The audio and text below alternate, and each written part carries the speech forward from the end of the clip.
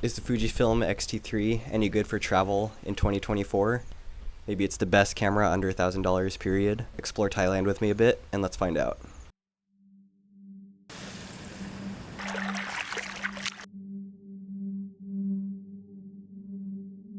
I've used the X-T3 on and off since 2019, and it's been consistently one of my favorite cameras, especially for travel because of the small and fantastic lenses and the amazing image quality.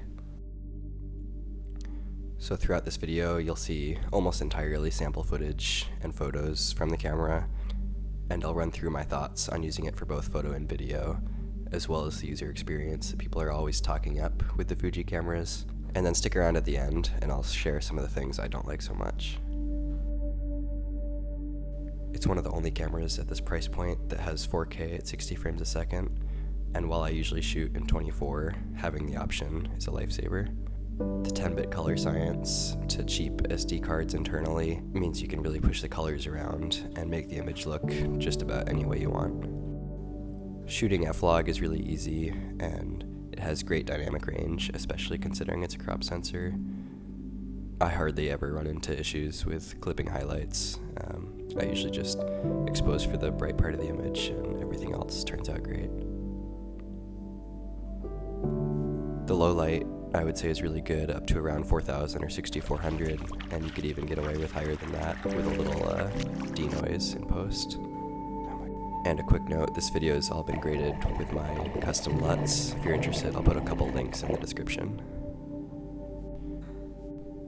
The autofocus isn't the best I've ever seen, but it's plenty enough for me, especially for a gimbal shot. One thing to note, I know some lenses work better than others, but since I usually shoot manual focus, that's something you'll want to look into for yourself. If you like shooting JPEG, there's obviously amazing color profiles built right into the camera, all of the different film simulations, and you can even customize them.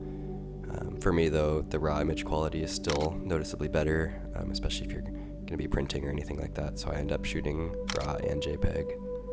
The autofocus for photos is amazing. I've used it for wildlife as well, even with an adapter in. It actually does surprisingly good.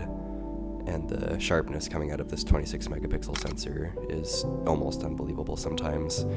I've had a bunch of 24 megapixel cameras, and this for some reason seems like a big step up, but maybe I'm just imagining things. Overall though, the photo image quality is spectacular, and more than I think most people would ever need.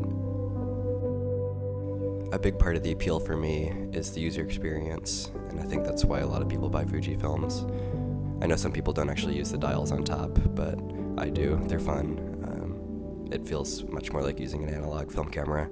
It's not necessary, obviously, to create good images, but I think having a camera you enjoy using can help the creative process, and the more often you're actually inspired to go out and shoot, the better images you'll come away with. The X-mount lens system has been perfect for me. It's maybe not quite as extensive as like the E-mount, but the native lenses are really good, and there's a lot of affordable and quite nice third-party lenses coming out. The battery life is okay. It's better than like the old Sony cameras, for example. Having the USB-C port makes recharging on the go really easy. A few of the things I don't like so much are the video sometimes to me looks almost too digital, and I usually almost entirely shoot with a Pro Mist to kind of combat that. But even sometimes it's still a little much. Obviously the X-T3 doesn't have any IBIS. I know that's one of the appeals of the X-T4, but for me it hasn't really been a big issue. Just adding a little stabilization in post seems to work fine for me. I've had 3 X-T3 bodies over the last couple years, one of which actually died on a wedding day, so that doesn't exactly inspire confidence in me in a professional situation.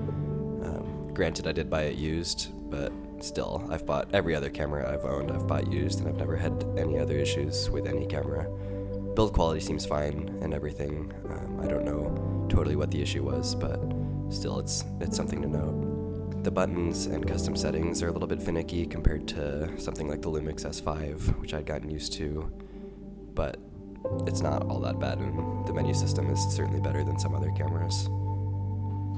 Lastly, it's a micro HDMI port, which is kind of a shame. but that doesn't really matter unless you're rigging the camera up with a monitor, and for me, the point of a travel camera is to not do that, so it hasn't been an issue for travel, but I don't know that I would use the X-T3 as a main, like, quote-unquote cinema camera.